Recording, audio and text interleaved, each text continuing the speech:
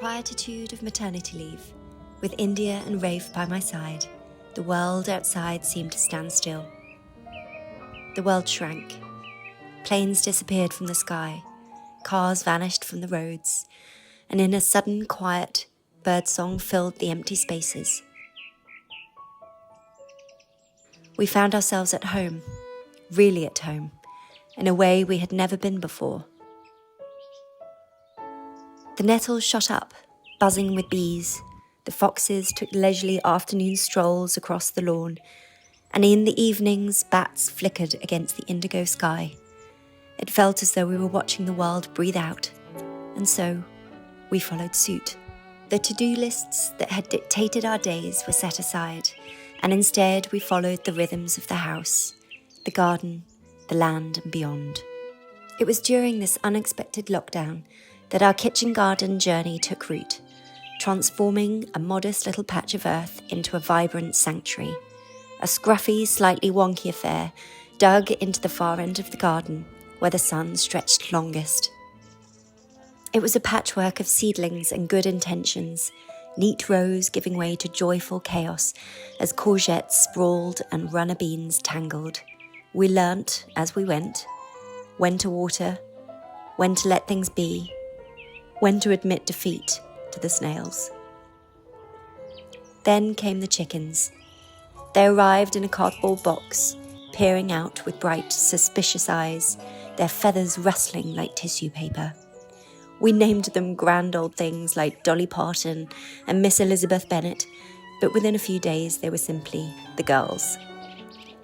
The days were measured, and the rise and the fall of the sun, the tug of weeds from damp earth, the first green shoots of spinach unfurling. The world outside still churned and roared, but here, in this little pocket of quiet, we had found something we hadn't even realised we were missing.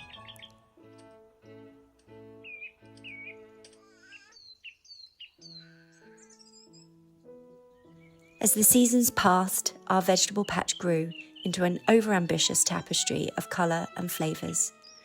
We started with bare grass, embracing a no-dig method. Within months, the earth rewarded our efforts with an abundance of life. The thrill of pulling up vegetables became a family affair, everyone eagerly participating. Even the deer would pause for a lunchtime snack, reminding us that nature was always watching and sharing in our journey.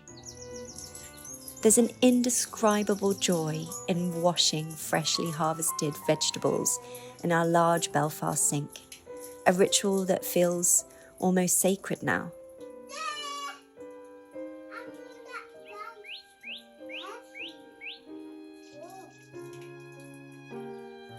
Each seed sown is a promise, a symbol of new beginnings, rebirth, and endless possibilities. In this slower-paced life, we've discovered the beauty of mindfulness, a stark contrast to the fast and furious rhythm that once dominated our lives. Lockdown became a catalyst for transformation, leading me back to the earth and connecting me to the natural world. Growing our own food has transcended mere sustenance. It's become a form of therapy, a way of life that nurtures both body and soul. The kids are hardly ever ill, touch wood, thrive in this environment where they can pick up chickens, pull out carrots, and witness the magic of nature firsthand. This journey has not only enriched our lives with fresh produce, but it has also deepened our connection to each other and the world around us. It's a reminder that sometimes, in stillness, we find our greatest adventures.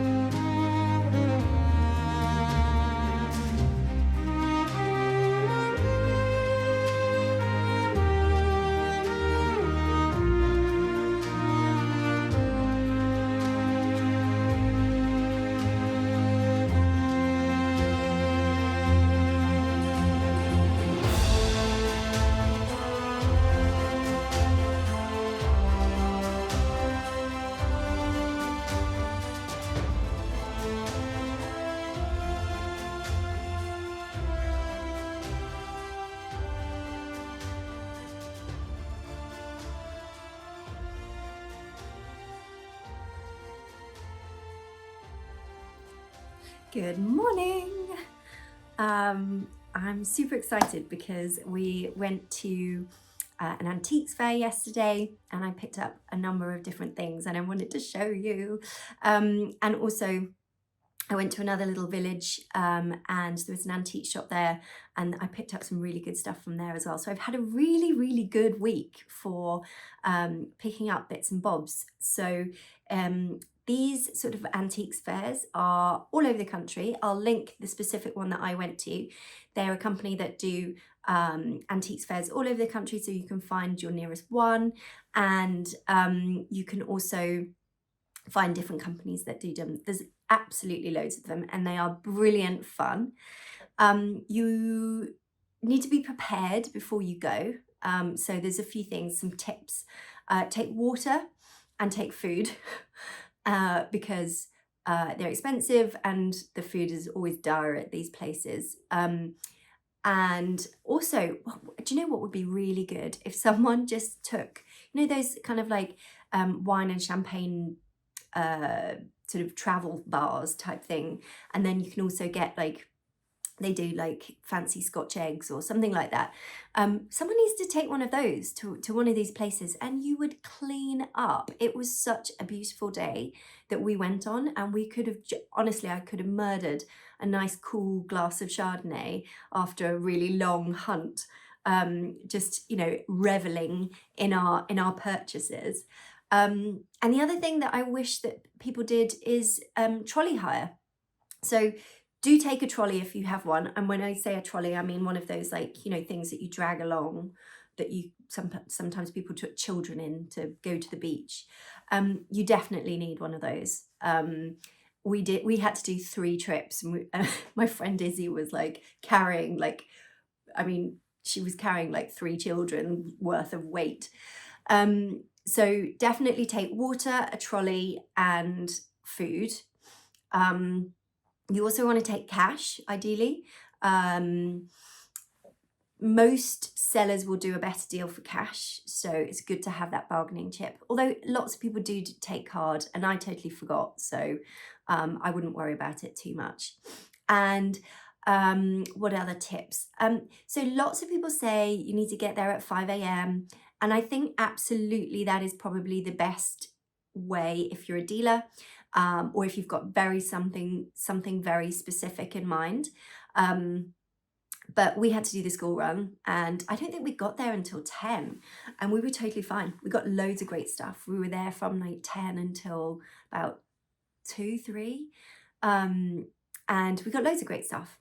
And actually it was it's really one of those weird British things where everyone says that you have to get there early, so everyone gets there too early before it even opens, then you queue, then you have to get it anyway, it's really busy.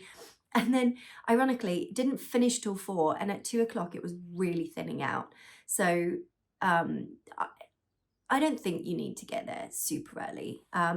There's one that I went to which is closer to London, which we did queue up at like 5 a.m. in the freezing cold in the dark to get there. And I don't know, again, I'm not sure if it was worth it. So yeah, you see what you think, but I don't think it's necessarily worth it. So it was a brilliant day. We picked up all sorts of goodies and we didn't go with a specific thing in mind. If I've got a big purchase, I tend to do that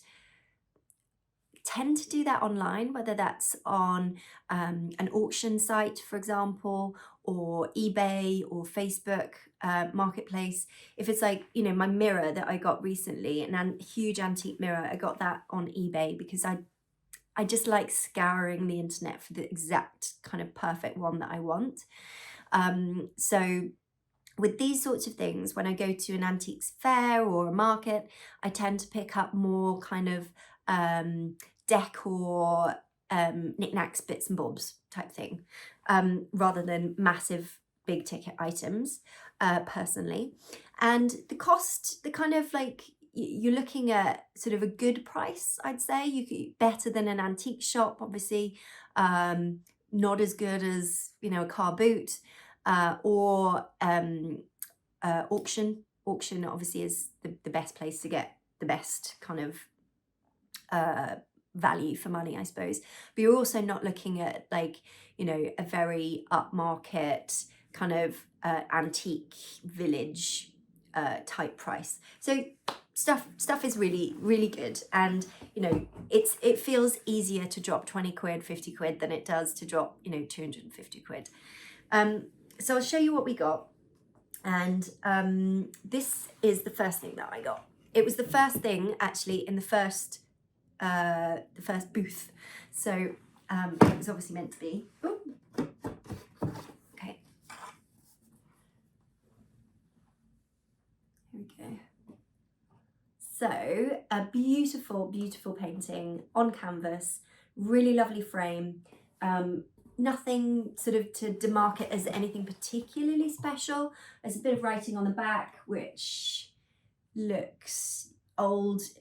I think probably that from the sort of calligraphy element of it, it's probably 40s, 50s. It's really reminding me of our trips to the Gower. So we go to the Gower every year, and there are so many beautiful little coves like this with gorgeous little houses tucked in, and just really reminded me of that, and I thought it was perfect. And I love that kind of turquoise colour, really vibrant. So yeah, I'm really, really pleased with that. And this was 50 quid. And I totally could have got this at a lower price, but I'll tell you the story. Basically, this chap was, I mean, he was 75 if he was a day, and he couldn't work his card machine. He didn't know how to use it, and he told me that he had to turn a customer away because he couldn't use the card machine. And did I have any cash? And I didn't, stupidly. So I showed him how to use the card machine and got that up and running for him. And I just couldn't bargain. I just thought, you know what, it's worth it. So hopefully he made some more sales that day after I showed him how to use his card machine. But lovely chap. Had some really, really beautiful art. There was one that I was really keen on, but that was like, you know, 200 quid, and I wasn't ready, wasn't in the market for spending that kind of money in one go. This is random. So I saw this, the second thing. So it's cardboard, it's 1940s, and it's basically an advert. There's not any kind of like money in this. It's not expensive. I think I paid 20 quid. But I just love the colour of it, and I love a crown. I love anything that's got this kind of sort of vintage look about it, and I just think it will look brilliant. I think it would look really good in here actually. The blue and the pink together will look really awesome. I'm not sure 100% where I'm going to put this, but I'm really pleased with it. I think it will look amazing somewhere. Not sure if I'm going to just put it straight on the wall or put it in glass. I need to decide, but I think this is a great addition. So I was really pleased with this. And it was one of those things that I saw and I was just like, okay, this is really random. Like I don't know what it is or why I like it. I just like it. And I feel like when you do that, you've just got to buy it. And for 20 quid, it wasn't really sort of worth quibbling over. So a really good one, I think, for me. It feels very Mulberry House. Other things I got, so you can get these. I'll link some of these online because I know Etsy do a lot of them, and my lovely Ruby Jones home in my local town do them as well. But these are Indian like reverse sketching, relatively easy to come by, but I just love them for their simplicity, and I also love them because the frames are always like a bit battered and sort of ragtag looking, and as you probably know, I love that.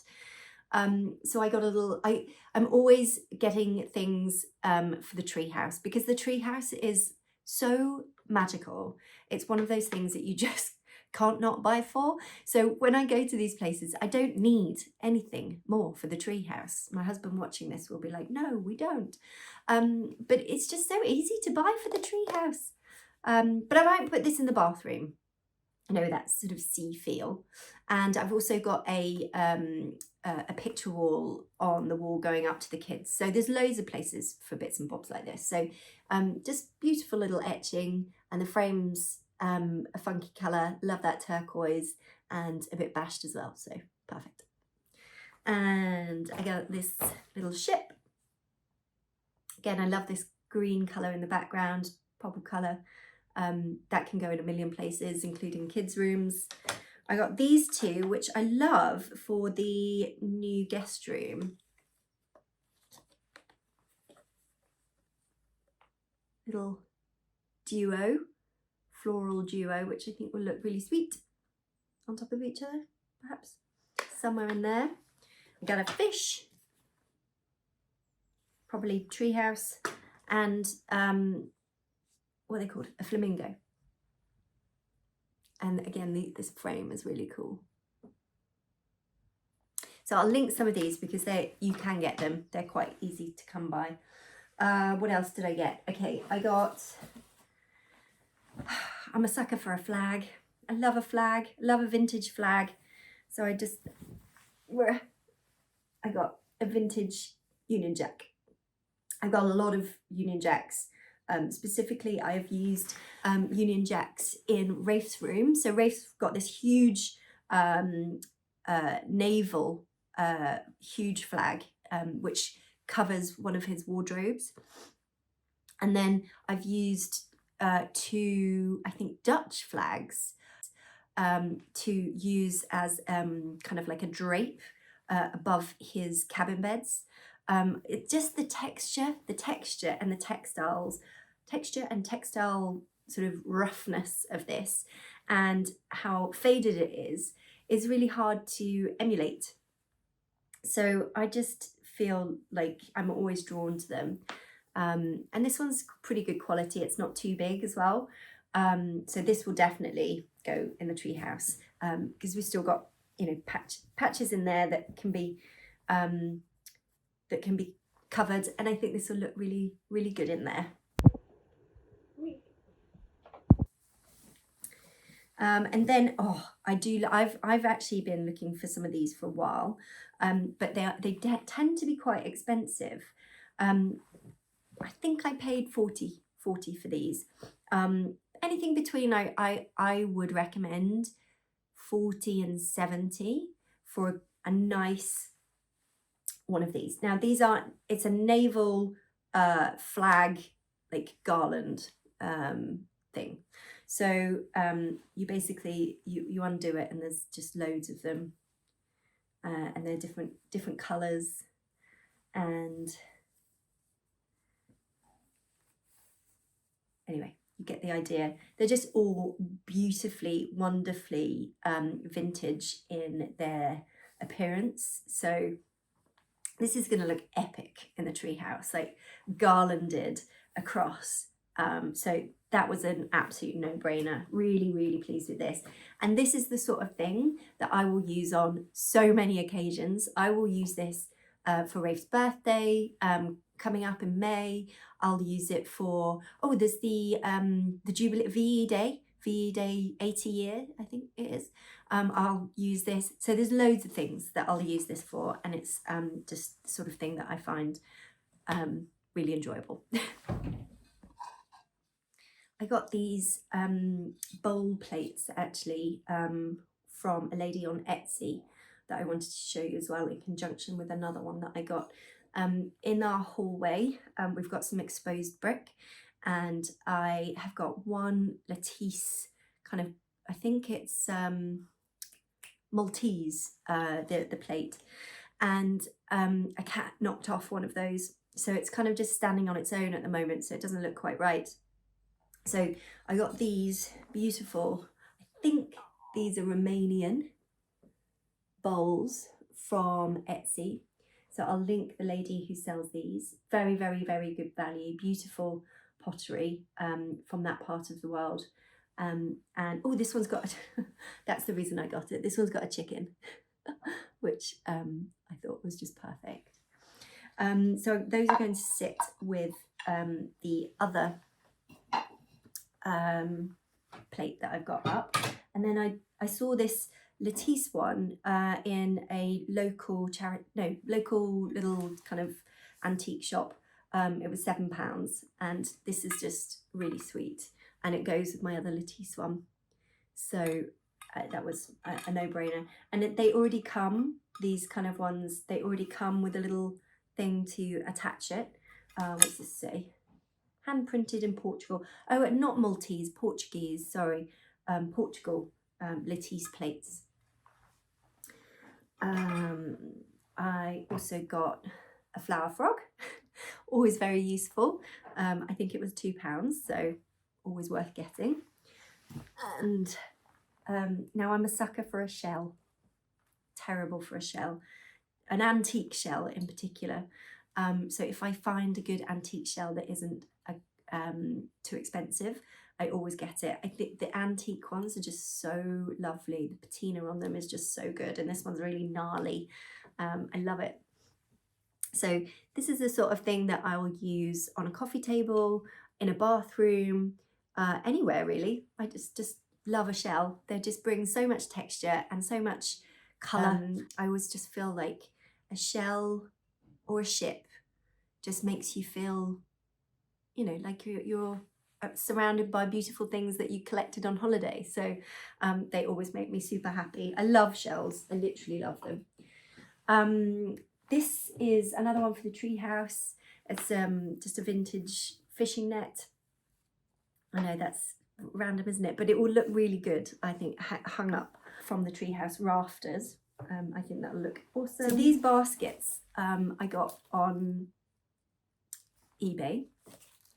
Fruit drying baskets, but I've got a collection of mostly antique ones up on our wall. You can get these ginormous ones. I've got 2 really big ones, and actually I saw at this antiques fair that I went to an enormous one. Like, it was just huge, and it would have looked amazing on, like, I don't know if you've got like a barn or something, just a huge I kind of regret not getting it actually, because I think I could have sold it. Anyway, so this one is vintage, but it's quite sort of, the wicker is quite light. So I think I'm just going to sort of do a little bit of paint, sort of rough paint patina around the edges, and then hang these 2 on my wall at the remaining spaces in the hallway, which look really good. And then I think I've left the other bits in the hall. So a couple of other bits that I got 2 of these buckets. And the reason I got them is mainly because our buckets always, you know, the plastic buckets that you go to the beach with, they always fall apart. And as I've finally done their final year in the Gower, so I thought, what not better than a vintage bucket for the beach. So I'm super excited about that actually. I'm going to get Rafe a proper spade as well, you know, like a mini proper spade. So he can really go for it this year. But I thought it was just really cute and adorable. I can imagine them catching all their crabs in here this spring. Very excited about going. We always go to the same place. We go to Park Place Gower, which is a lady I found on Instagram. And for me, it's literally perfection. We hardly ever use the car. It's walkable to the beach. It's walkable to a tiny little sort of hamlet. It's walkable to the pub. And so we just get a massive food delivery in. And then we basically just walk everywhere. The kids love it. They're used to like the setup now. We just walk to the beach, have a backpack with all our picnics in and everything, and just spend the whole day at the beach, come what may. And then, yeah, have a roaring fire in the evening, cook, and inevitably fall asleep in front of a film. It's a wonderful holiday. I'll link it. Now, this is a wonderful, wonderful purchase. It is ginormous. I love these types of pots. I have a number of them. I don't have anything anywhere near as big as this one, and I actually broke one last year. So I love making enormous flower arrangements, and this will be perfect for one of those. And this was 25 quid. You'd pay 25 quid for a small one. So this was well worth it, but quite hilarious getting it in my little bag to try and get back to the car, and it is very, very heavy, so it was quite tricky. But a very good purchase. Again, it's one of those things that I saw and then I walked past it and I was still thinking about it. I was like, just get it, just get it. So I do recommend that. You kind of need to go with someone who feels, who not eggs you on, but sort of is a bit quite, just get it type thing. Because if you're a bit cautious, I kid you not, you'll always come away regretting it. So do take those pictures at the beginning. So take your pictures of all the things that you like as you're going round, and if you're still umming and ahhing, take the picture, and then you can always go back to it. And kind of clock where it was geographically. That's what I always do. Even if I go to my local antique shop, I will always go around and take pictures of the things that I've seen and then decide whether I want to go back and purchase. Because when you've seen it and then you see it on a picture and you're like, oh, actually, yeah, that's awesome. It just cements kind of that feeling. So yeah, a brilliant haul, a wonderful day, really just joyful, sun shining, lovely drive down towards the coast, and yeah, can't wait for our next one.